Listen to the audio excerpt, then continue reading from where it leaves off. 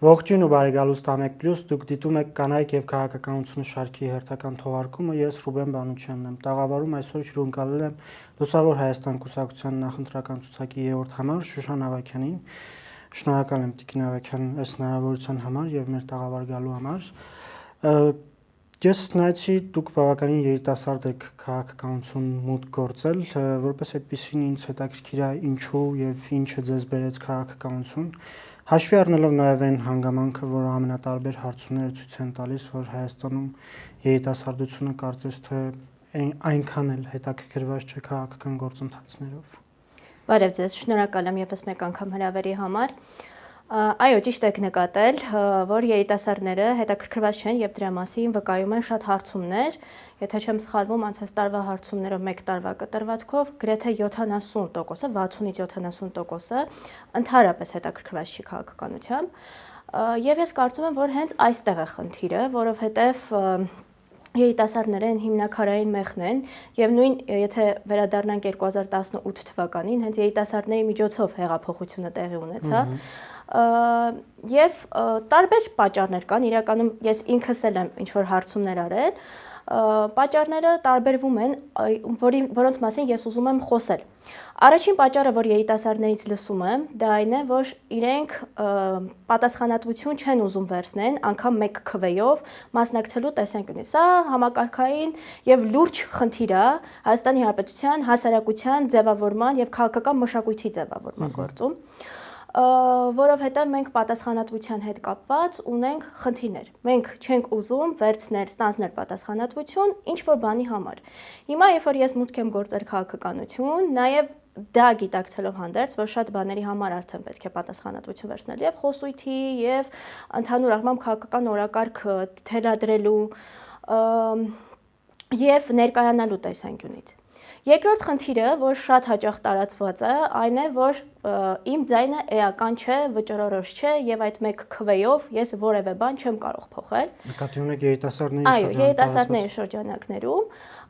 ինչ եմ ես նույնականացնում, որտեվ ես էլ եմ այդ երիտասարդների մի մասնիկը, այսպես ասած, եւ այդ հասարակության ստրատումի շերտը ներկայացնում եւ երբ որ խոսում ես երիտասարդների հետ, բացատրում ես, որ եղել են համայնքներ, տեղական ինքնակառավարման մարմինների ընտրությունների ժամանակ, որ անգամ մեկ քվեն մանդատների բաշխման վերադասավորում է ունեցել, ինչի արդյունքում այս կամ այն ուժը հաղթող է եղել եւ մանդատների բաշխվածությունը վերաձևափոխվել է այդ մեկ քվեի պատճառով։ Այսինքն ցանկացած պարագայում քվեն միշտ արժեք ունի։ Եվ համառությամբ էլ ամրագրված է, որ բոլորը ունեն ընդհանուր հավասար ընտրական իրավունք, այսինքն մեկ մարդու ձայնը հավասար է մեկ այլ մարդու ձայնի, անկախ են հանգամանքից, օրինակ ինքը ունի բարձրագույն կրթություն, չունի բարձրագույն կրթություն, գործազուրկ է, աշխատում է։ Հետևաբար այս մեսիջը շատ կարևոր է, որ փոխանցենք երիտասարդներին։ Ինչ վերաբերում է ինձ, ես բավականին երկար ժամանակ է քաղաքացիական հասարակությունում եմ, աշխատել եմ ինչպես պետական, այնպես էլ մասնավոր ոլորտներում,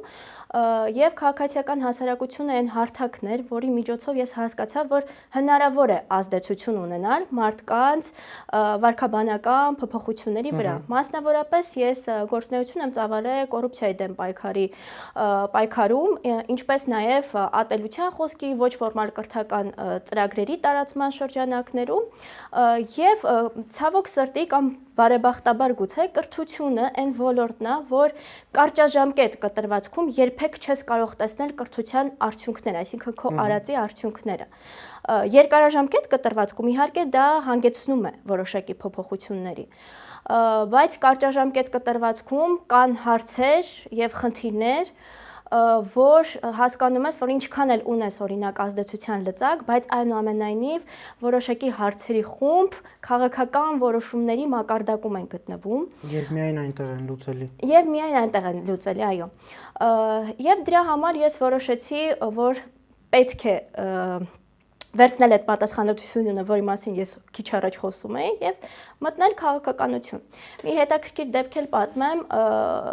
մենք դպրոցում 10 տարի առաջ ավարտելիս ինքներս մեզ նամակ էինք գրել եւ 10 տարի անց հավաքվեցինք եւ այդ փաթեթավորված փակված նամակները, որ մեզ բաժանեցին, անկեղծ ասած ես ընդհանրապես չի հիշում, ես ինքս ինձ ինչ էի գրել 10 տարի առաջ եւ երբ որ ես նամակը բարձր ընթերցեցի բոլորի ներկայությամբ, այնտեղ գրված է, որ ես ինձ հստակ պատկերացնում եմ քաղաքականությունում եւ ազգային ժողովում։ Որտեղ որ ձեզ պատկերացնում եք 10 տարի առաջ։ Այո, այդ ստերեոտիպը, կարծրատիպը կոտրվել է, որ Հայաստանում քաղաքական ներկապնակը բավականին այսպես բազմազան եւ բազմագույն, ինձ հետաքրքիր է ինչու կանգ առակ հենց Լուսավոր Հայաստան կուսակցության վրա, եւ որովհետեւ սովորաբար կա նաեւ, ես չգիտեմ որքանով է հիմնավոր այդ կարծիքը, բայց կա կարծիք, որ երիտասարդները քաղաքականություն մուտք գործելիս սովորաբար ընտրում են այսպես ավելի խոշոր բևեռների, որտեղ այսպես կարիերայի աճը կարող է թռիչքաձև լինել։ Ճիշտ եք ասում, դա հնարավորություն է, որոնք մարդիկ ազատ են իրացնելու եւ ընտրելու այն կուսակցությունները, որոնք իրենք են ցանկանում։ Իմ պարագայում միշտ աշխատում է գաղափարախոսությունը եւ Լուսավոր Հայաստան կուսակցությանը ես այսպես համակրել եւ կարելի է ասել միացել եմ դեռևս 18 թվականից սկսած, երբ որ շատերը շատ ողջավորված էին եւ շատ ուրախացած էին օրինակ ներկայիս գործող իշխանության հաջողությամբ մասնավորապես հեղափոխություն իրականացնելու տեսանկյունից նույնիսկ այդ ժամանակ ես ցանկություն կամ հետաքրքրություն չեմ ցուցաբերել միանալու հաջողություն այդ պահին հաջողություն գրանցած կուսակցությանը, որովհետեւ նորից եմ կրկնում ինձ համար գաղափարախոսությունը այն արժեքները, որ Լուսավոր Հայաստանում են, մասնավորապես խոսքը գնում է մենք ազատական կուսակցություններ, լիբերալիզմի ջատագովներ, մարդու իրավունքները, բնական իրավունքները, խոսքի ազատությունը եւ այն ամեն ինչը, ինչ որ ժողովրդավարության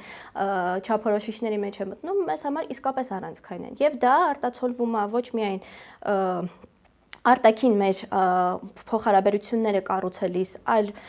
քաղաքական ուժերի կամ հասարակության հետ, այլ նաև դա ինձ համար ինչով է կարևորվում, որ ներքին առումով էլ նույն այն դեմոկրատիան որոշումների կայացման գործընթացում գոյություն ունի,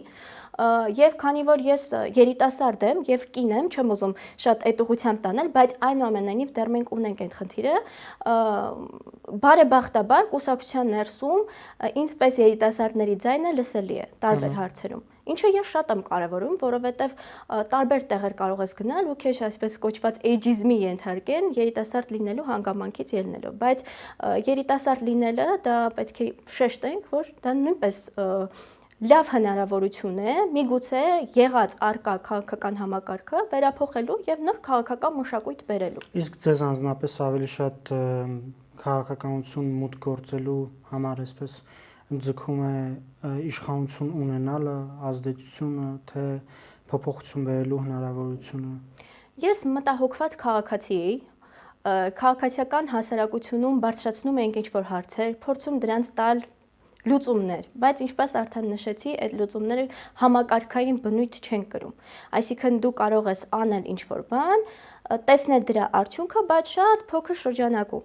Դրա համար քաղաքականությունը ես համարում եմ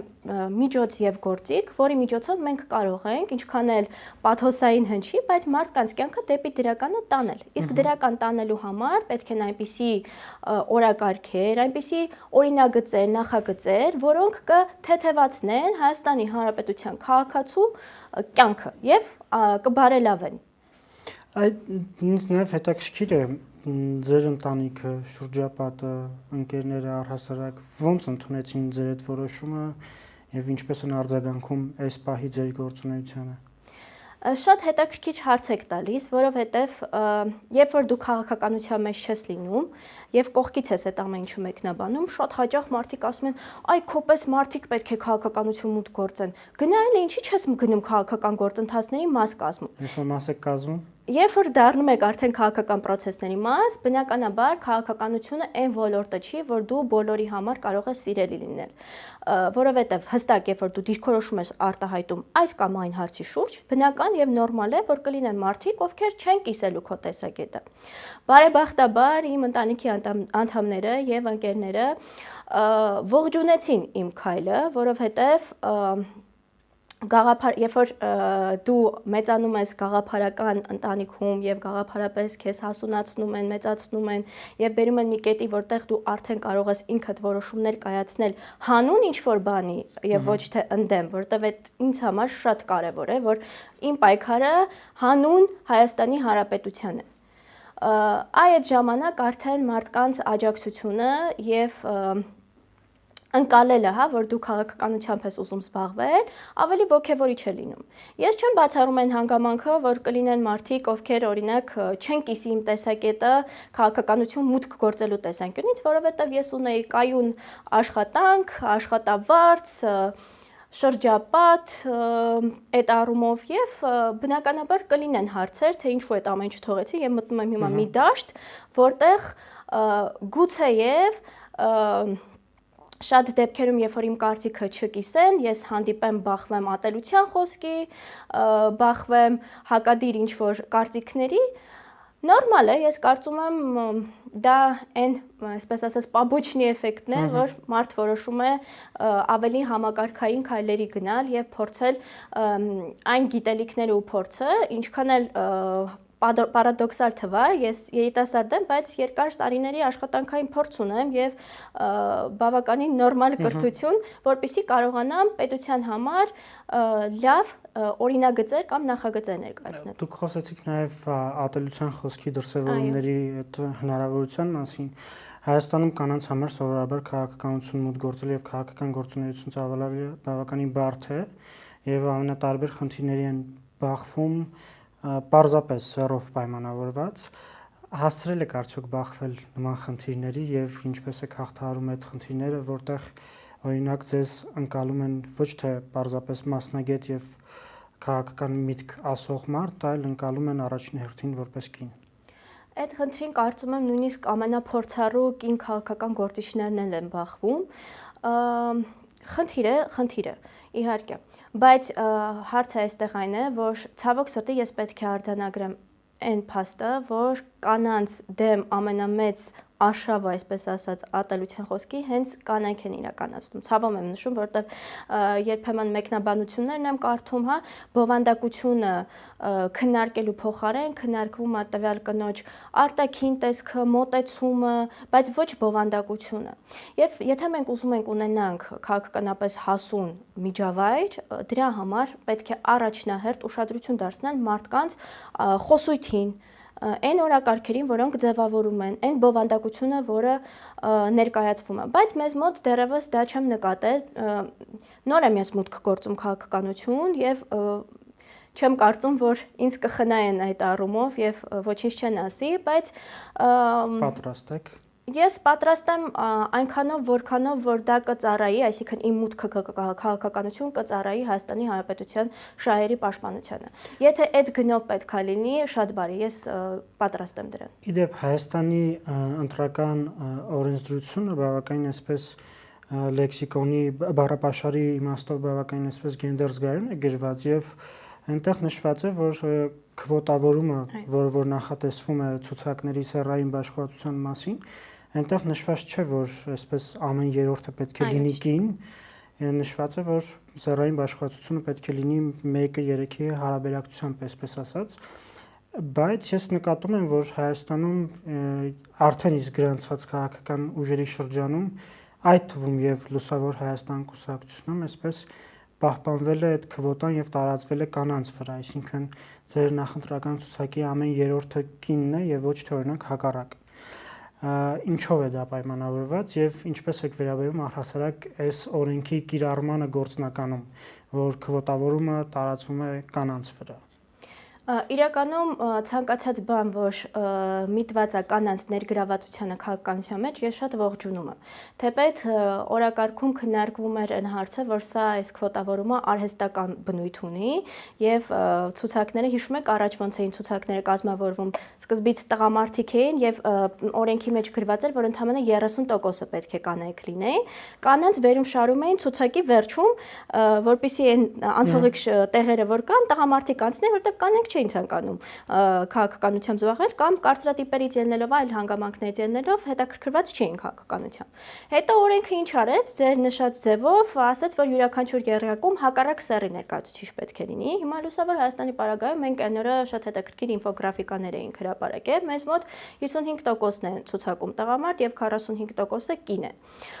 Ինչը կարծում եմ, հաշվի առնելով այն հանգամանքը, որ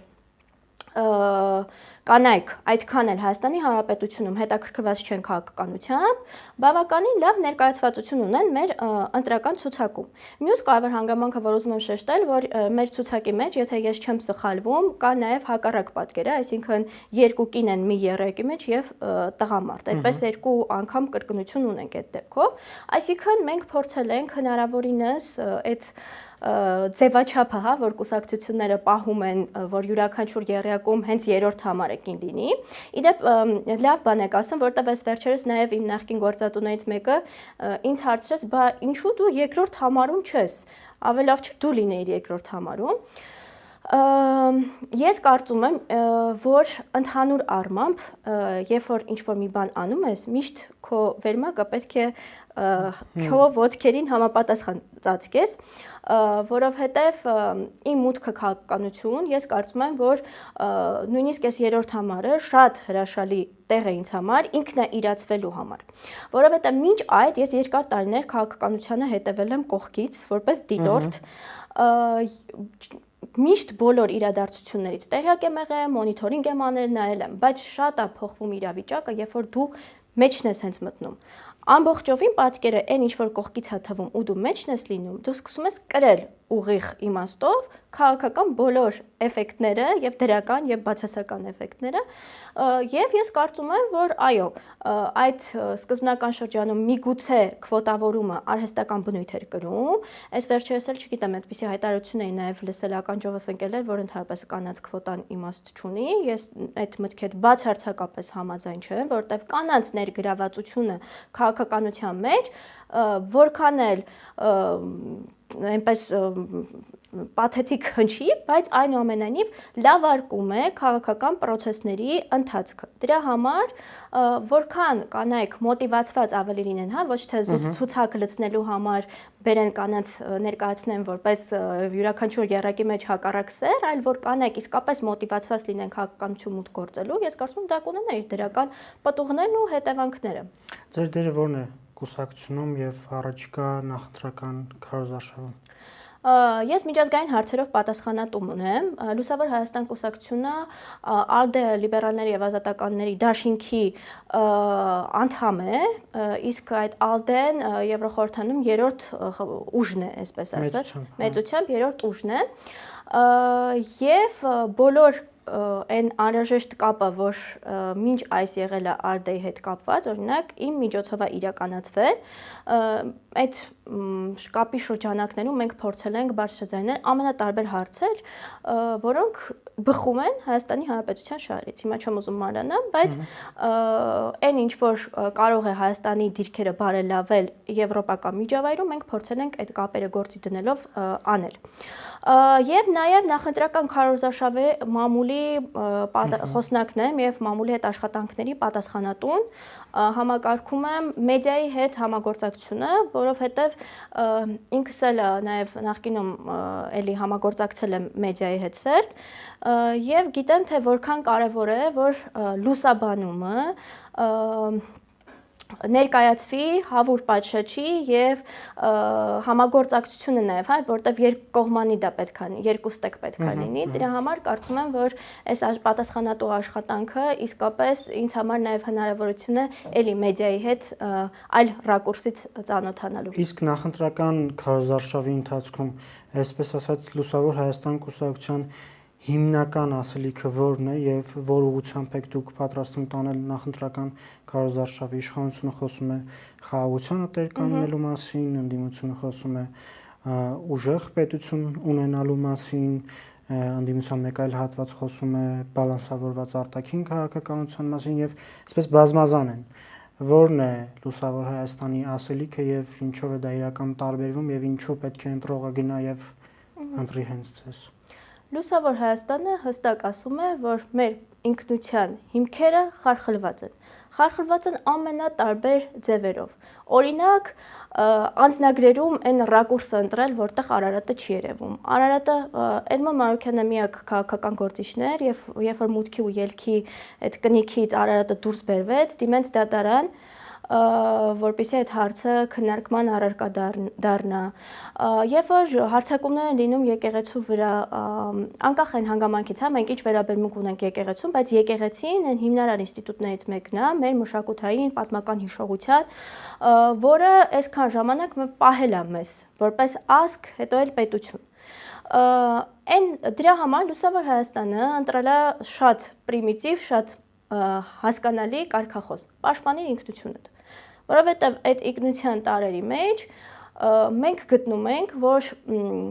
մարդիկ էլ միգուցե արդեն խառնվել են 19 քաղաքական ուժը հայտ ներկայացրել ու շատ բարդ է քաղաքացու համար, ես դա սովորաբար միշտ կոչվում եմ քաղաքական աղմուկ, որ ֆոնային ռադիոյում լսվում է, քաղաքական աղմուկ է քաղաքացու համար առաջանում։ Ես եթե մասնագիտությամբ քաղաքագետ չլինեի, ես ինքս չէի նստի, օրինակ նախընտրական ծրագրեր 25 նախորդ 21 թվականին 25 ուժեր մասնակցում եւ դաշին 25 ծրագիր նայեի։ Կամ այս անգամ 19 փորձեի հասկանալ ոնց մարդիկ ընտրեն։ Մեր ասելիքը իսկապես տարբերվում է, որովհետեւ շատ հարցերում մենք լրիվ հակադիր տեսակետ ու մոտեցումներ ունենք։ Եվ այդ 19 ուժը, որ ներկայացված են, մեր կարծիքով կան ուժեր, որոնք գրեթե նույն բանն են ասում, ինչ որ իշխանությունը։ Քաղաքացու մոտ հարց չի առաջանա, ելքի գանք քեզ ընտրեք։ Եթե այնա իշխանությունը անում է, այս 8 տարի ոնց որ իշխանության են, անում են, էլ ինչ վատ են անում։ Բայց քո ասելիքը, քո տարբերակիչ գիծը ո՞րն է։ Հետո Լուսավոր Հայաստան կուսակցությունը երևի միակ կուսակցությունն է, որը այս ընտրություններին միակը չէ, որ վարչապետի տեխնացու չունի, բայց միակն է, որ փոխարեն ունի նախագահի տեխնացու։ Դուք իդեպ համաձայնեցրել եք Միքայել arczepiskopos Աճապահյանի հետ իր տեխնացուն առաջադրելիս։ Շատ լավ, տեսեք, հիմա որ անդադ ասում են ես վարչապետի տեխնացու եմ, ես վարչապետի տեխնացու եմ, մենք չենք ուզում մտնենք այդ գզվռտոցի մեջ,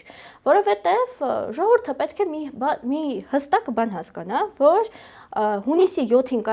կայանալիք ընտրությունները խորհրդարանական ընտրություններ են, որը ձևավորելու է նաև կառավարություն։ Այո, որը ձևավորել է նաև կառավարություն, բայց մենք ընտրում ենք падգամավորության տեխնացուների։ Հիմա, ստեղ ի՞նչն է հարցը։ Մենք կարծում ենք, որ նախագահի ինստիտուտը, ինչքան էլ մենք անդադար ասում ենք, չէ, ներկայացչական բնույթ ունի,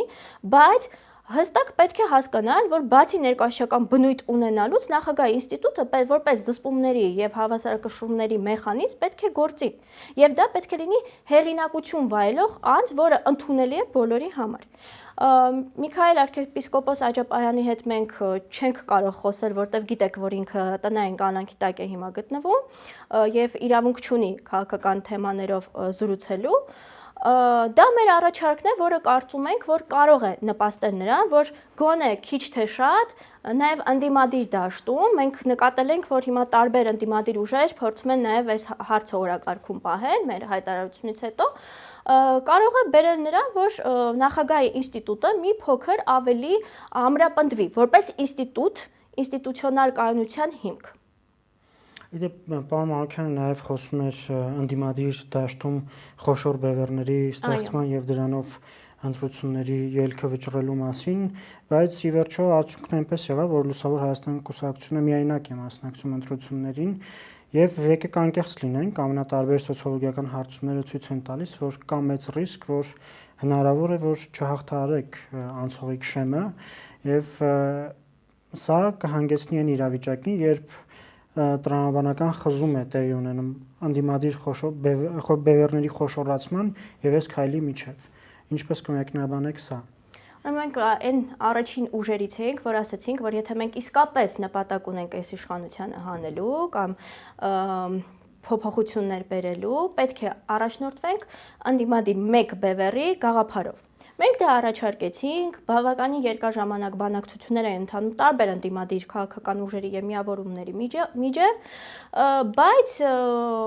ինձ համար անհասկանալի գոնե պատճառներով, չհաղթահարելով որոշ ամբիցիոզ միգուցե խնդիրներ կամ համատեղ քաղաքական ճանապարհ անցնելու ցանկություն, բացակայություն եւ այլն, դա հանգեցրեց նրան, որ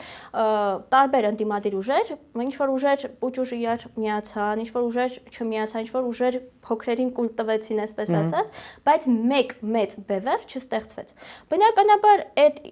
իրավիճակը տեսնելով հանդերձ մենք բավականին ուշ ենք դիրքավորվել եւ նույնիսկ հիմա շատ ակտիվ փորձում ենք մարդկանց ներկայացնել, որտեղ մեր ընտրողը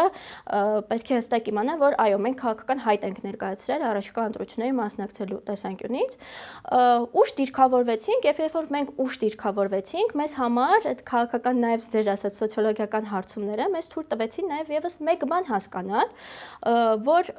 մեր էլեկտորատը չի իմանում, թե ում գնահատի, եթե մենք չենք մասնակցում ընտրություններին, որտեղ մենք ունենք մեր էլեկտորատը, եկեք անկեղծ խոսենք, հիմա մեծ է, փոքր է, էական չի։ Եվ ես որպես կուսակցության ներկայացուցիչ, ինչ պատասխանատու եմ զգում, այո, այդ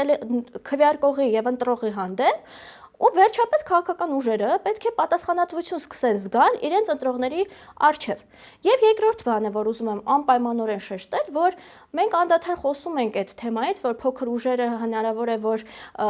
փոշիացնեն, հա, այդ տերմինը չի ուզում օգտագործել, բայց շատ հաճախ են այդ հարցը մեզ տալի եւ ես ուզում եմ եկան միշտ այս հարցին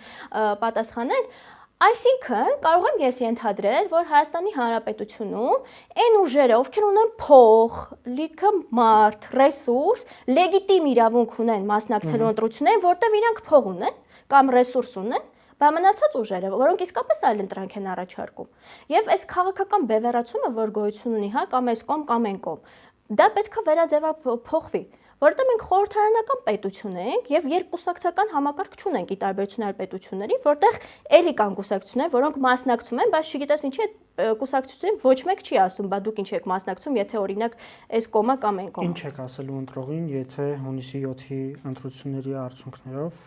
ձեր ընտրողին ինչ եք ասելու, չհայտնվեք խորհրդարանում։ Դե դրա համար Ռուբեն ջան, մենք ամեն ինչ անելու ենք, որ հայտնվենք խորհրդարանում, որովհետև դրական արձագանքներ շատ ունենք։ Իսկապես եմ ասում, մենք նաև մեր սոցիոլոգիական հարցումներ ունենք, եւ այդ սոցիոլոգիական հարցումներով ճիշտ է, ոչ այդպես շատ երկնիշ թիվ չի, որ մենք հաղթահարում ենք շեմա անցողիկ, բայց մենք հաղթահարում ենք այդ շեմա։ Շատ մարդիկ էլ, ես դες ասեմ, այդ սոցիոլոգիական հարցումների ժամանակ վախենում են կամ ամանչում են ասել, թե ում են ընտրելու, դրա համար ես շատ չեմ հիմնվում, տարբեր իհարկե շատ կարևոր է, որ այդ գործը արվում է եւ կարևոր է, որ մարդիկ մոտավոր պատկերացում ունենան, թե քաղաքական դաշտը ինչպես է ձևավորված, բայց այնուամենայնիվ շատ մարդկանց գիտեմ, ովքեր չեն ուզում պատասխանել։ Երբ որ դուք նայեք սոցիոլոգիական հարցումները, խնդրում եմ, այնտեղ վերջում է, որ փոքր տառերով գրած առնում պայմանագրում միշտ, վերջում գրած է ես չեմ կարող պատասխանել, դժվարանում է պատասխանել կամ չեմ ուզում պատասխանել։ Երբ որ դրանք իրար գումարում ես, ավելի մեծ թիվ է կազմում, քան այն ինչ որ պատասխանել են։ Այնպես որ ես կարծում եմ, որ նաև մեր ընտրողի առջև պատասխանատվություն զգալով, որովհետև երբ որ մասնակցությունը ցածր է լինում, ցանկացած գործող իշխանության համար դա լավ հնարավորություն է վերարտադրվելու տեսանկյունից։ Շատ լավ։ Կա երկու սցենար։ Առաջի սցենարը ձեր պատկերացրած հավաքական ընդդիմությունը խոշոր բևեռներով կարողանում է հասնել իշխանափոխության, եւ կա սցենար, որ իշխանությունը վերարտադրվում է եւ օրինակ դուք հայտնվում եք ընդդիմադիր ֆրակցիայի դերում։ Աշխատելու եք որպես ընդդիմություն։ Սենց ասեմ, ցանկացած իշխանության պետք է որակով կոմպետենտ ընդդիմություն։ Հիմա ժողովուրդը, եթե մեզ այդ դերում պատկերացնի, ինչպես մենք 18-ին անցանք խորհրդարան եւ ընդդիմություն էինք եւ բավականին կառուցողական ընդդիմություն էինք, ուղղակի այդ ժամանակ քանի որ դեռևս էյֆորիա կար, ժողովուրդը շատ ակնկալիքներ ու սպասելիքներ ուներ իշխանությունից եւ այն կառուցողականությունը, որ մեր խմբակցությունն էր անընդհատ ներկայացնում կամ փորձում ինչ որ հարցեր լավարկել, ինչ որ հարցեր փոխել, միգուցե դա այդքան չընկալվեց այդ ժամանակահատվածում 2018 թվականից մինչեւ պատերազմ կամ կոവിഡ്։ Ես կարծում եմ, որ այո, այդ տեսանկյունից, եթե իշխանությունը վերարտադրվի, իշխանությանը պետք է կոմպետենտ, փորձառու, միջազգային կապերով խմբակցություն, որը կարող է դիցուկ դուք կլինեք այդ խմբակցությունը։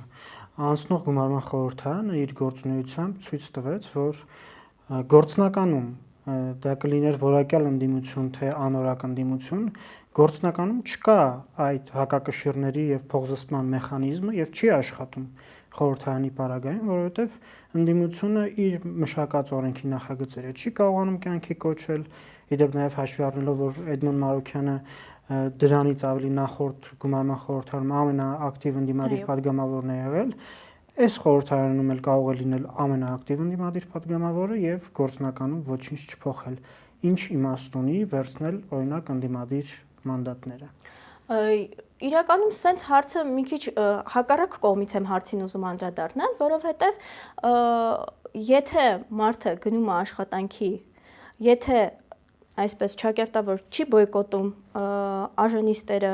եթե բարձրաձայնում է հարցեր, հայտարարությունների ժամին հայտարարությունը անում է, հարց ու պատասխանի ժամանակ կառավարության հարցը տալիս է, այն լծակներն ու այն ազդեցությունը, որ հիմա ունենք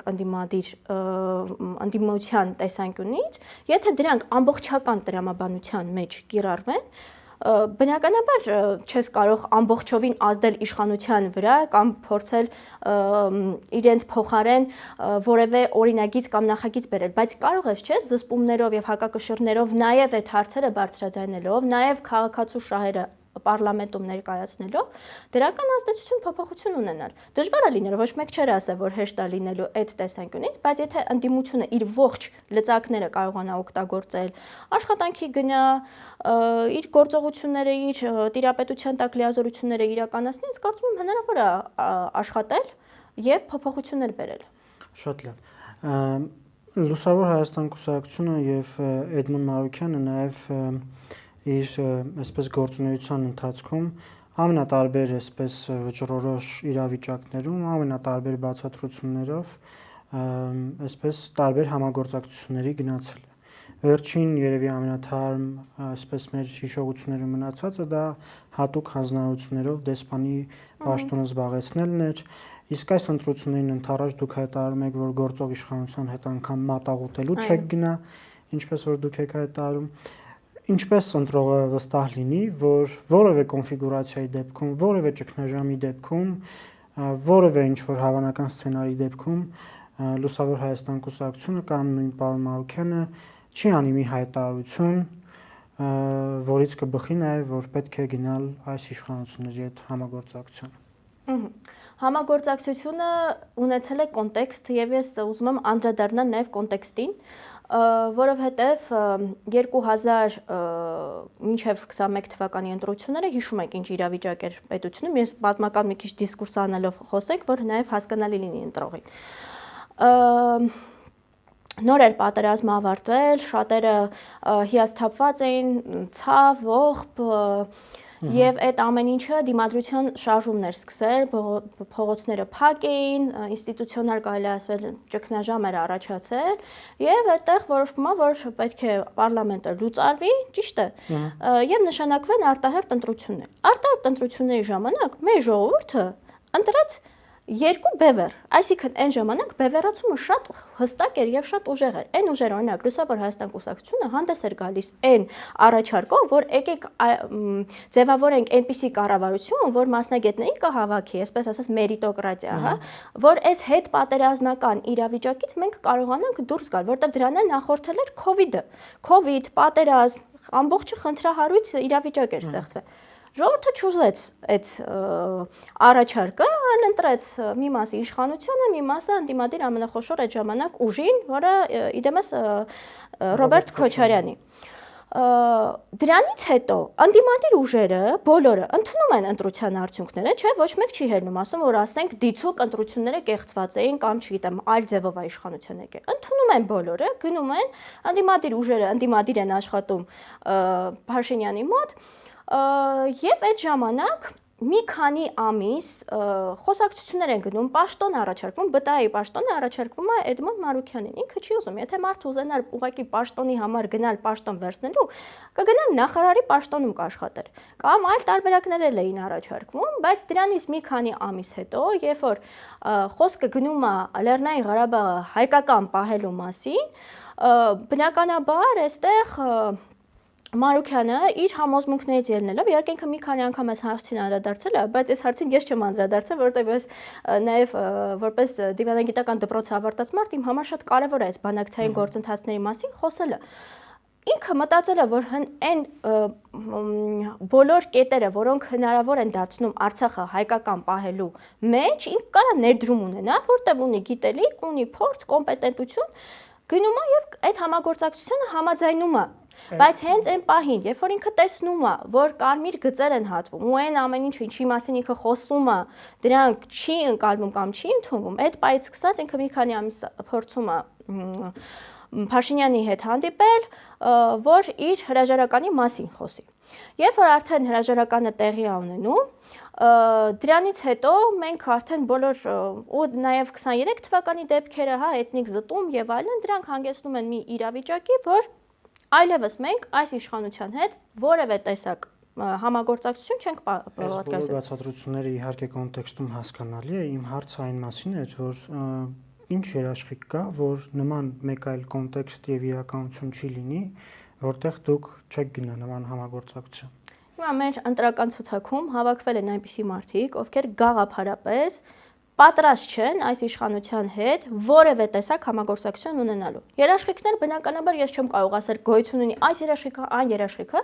բայց գաղափարապես երբ որ դու չես կիսում ինչ-որ տեսլական կամ քաղաքական միտք, դու չես կարող դրան գնալ, պարզապես դու չես հավատում դրան ու չես կարող դրան գնալ։ Դրա համար մենք բացառում ենք ցանկացած տեսակի համագործակցություն ներկայիս գործող իշխանության հետ, որովհետև այն կարմիր գծերը, որոնք պետք է պահվեին կամ այն բանակցությունները, որոնց միջոցով մենք կարող ենք ուրիշ ձևի արդյունք ունենալ, դրանք խախտվել են, բանակցությունները ձախողվել են, այդ բանակցությունները նախապես 19-ից հետո բանակցություններն են ձախողվել, որ պատերազմ տեղի ունեցավ։ Մի հատ էլ պատերազմից հետո տարաբնույթ կետեր կամ տարաբնույթ գործողություններ, որոնք իրականացվում են Հայաստանի դեմ, դրանց մասին է խոսքը եւ դա մեզ համար շատ անընդունելի օրակարգ է, որ օրինակ ադրբեջանական կողմի միջամտությունը լեգիտիմացվում է հայկական խոսույթում կամ բերվում է օրակարգ։ Ռոբերտ Քոչարյանի ուժի հետ համագործակցության կգնաք թե ոչ։ Գիտեք, այս հարցին միշտ Կիկոսի մահով ենք մենք պատասխանում, որովհետև մենք չենք կարող ասել, թե ով կհաղթարի, անցողիկ շեմը։ Հիմա թող անդիմադիր կուզենա նախապես իմանալ, չէ՞։ Նախապես մենք չենք կարող այնպիսի խոստումներ տալ, որտեղ մենք հստակ չգիտենք գործող անձը։ Եթե գործող անձինք անցնեն խորհրդարան, արդեն խորհրդարանում ակնհայտ կլինի, թե որ ուժերին մենք աջակցենք։ Քանի որ եթե մենք անցնենք խորհրդարան ունենալու ենք նաև մեր ֆրակցիան էլ իրավունք ունի առաջադրելու վարչապետի իր թեկնածուին։ Այդ ժամանակ արդեն ավելի ակնհայտ կլինի, ավելի ակներև կլինի, թե ում հետ կգնանք համագործակցության։ Ամեն դեպքում գործող իշխանության հետ համագործակցության չենք գնալու։ Եթե եզրափակենք գալիք խորհրդարանական ընտրություններում ինչ արդյունքներ եք դուք ակնկալում եւ որքանով է դա իրատեսական։ Մեր միակ ակնկալած արդյունքն է, որ Հայաստանի Հանրապետության պետական շահերը պաշտպանված լինեն ու Հայաստանը հայկական մնա, այսինքն հայկականությունը եւ հայկական պետականությունը չխարխլվի։ Շնորհակալ եմ Ձեզ եմ շնորհակալ։ Ամեկ պլյուսի եթերում կանայք եւ քաղաքականությունը շարքի հերթական թողարկումն է, շարունակեք հետևել մեզ։